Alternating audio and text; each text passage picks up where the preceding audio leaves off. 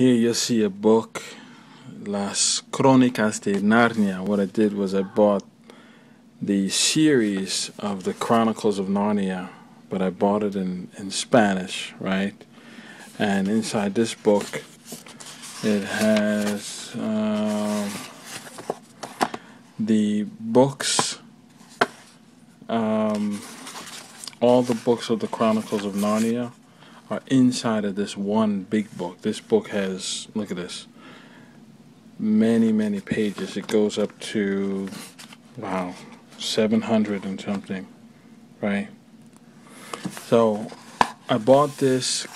My son wanted him to read Chronicles of Narnia, so I bought it in Spanish. I haven't read this yet, but I figured I'd go through with you here. We'll share together in Espanol, because and we'll see what we can pick up. Starting the first story, El Sobrino del Mago. So Mago is like the magician, I guess. Sobrino is, wow, I forgot what that means in Spanish. Nephew or something like that. Okay. Oh, I think it's nephew, sobrino. Anyway, we'll go through and try to figure out what this is.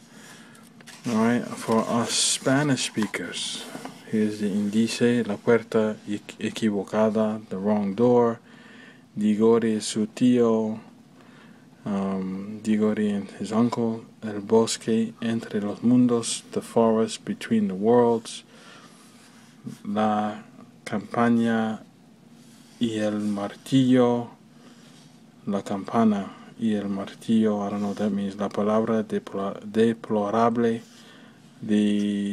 I could say deplorable word, I don't know what that means really, el principio de los problemas del tío Andrew, alright, the beginning of the problems of Uncle Andrew, lo que sucedió ante la puerta principal, what happened before the first door, la pelea junto al farol, the fight together with farol, I don't know what that is, la fundación de Narnia, the foundation of Narnia, el primer chiste y otras cuestiones, the first joke and other questions, I guess.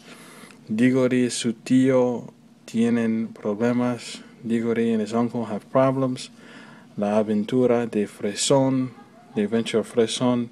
Un encuentro inesperado, a finding inesperado that we weren't waiting for, I guess, or that we didn't hope for. Inesperado, esperado must be not hoped for, I'm guessing. Se planta el árbol, el final de esta historia y el inicio de todas las demás. The ending of this story and the beginning of all the others. Okay.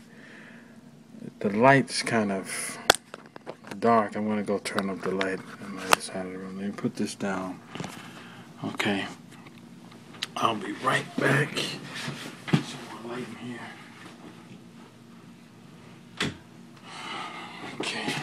So, I have yet to read this at all. So I'm going through with this first with you. We'll go through the beginning of this story.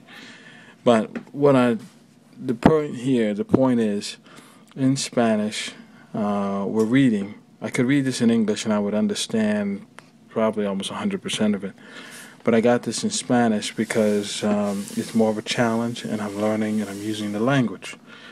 So let's start with the story. Hopefully, those who say they can speak Spanish can at least understand this in the reading.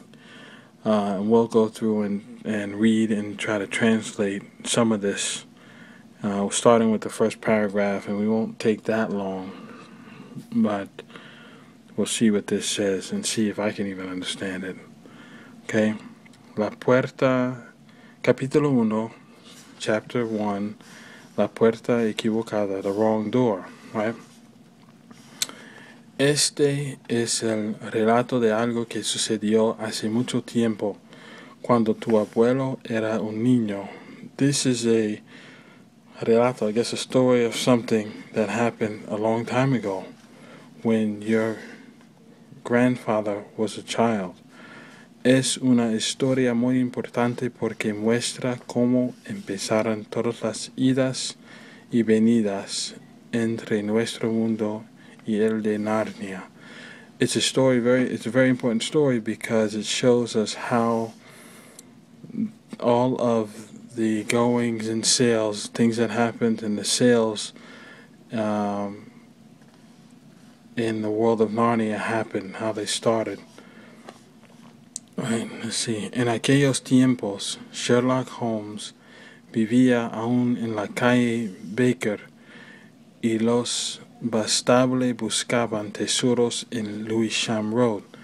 In that time, Sherlock Holmes was living even in Baker Street, and the Bastable, they looked for treasures in Lewisham Road. En aquellos tiempos, los niños tenían que llevar un rígido cuello almidonado a diario, y las escuelas eran por lo general más desagradables que hoy en día. In that time, the kids had to wear a rigid cuello is neck, I guess. Cuello almidonado, a diario. I don't know what cuello almidonado is. Daily, they had to wear that, I guess, around their neck. And the schools were in general more desagradables. They were less accepted than in today. I'm guessing on desagradable is praised or something, so less praised que hoy en día. Aunque las comidas eran mejores, even though the foods were better. Y en cuanto a los dulces, no quiero ni contarte lo baratos y deliciosos que eran, porque solo conseguirá que se te hiciera la boca agua en vano. Even though the foods were better and how many sweets there were, I don't want to tell you how cheap and delicious they were, because it would only follow that it would que se te hiciera la boca agua en vano. I don't know what that expression means, but I guess something about how they would be drinking, they would make you take water in vain. Y en esa época vivía en Londres una niña llamada Polly Plumer. Okay, and at this time there was a girl who lived in London named Polly Plumer. I'm going to stop there, but I wanted to give an example of reading in a different language, something that I could read in English, but reading in Spanish to get that exposure to the language is something that we're familiar with. This is the Las Cronicas De Narnia by C.S. Lewis, the Chronicles of Narnia. And it could be an exciting read, and we could learn a lot reading in Spanish along the way. Alright, there's a big book, almost 800 pages, oh my God, 800 páginas en español.